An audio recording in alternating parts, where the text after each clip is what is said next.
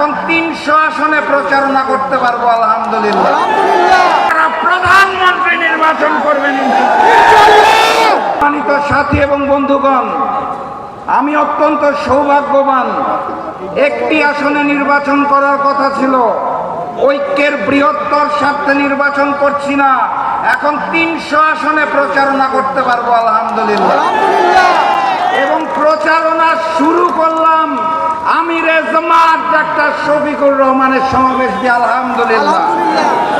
ঢাকা 15 আসনের জনগণ আমার চেয়েও সৌভাগ্যবান।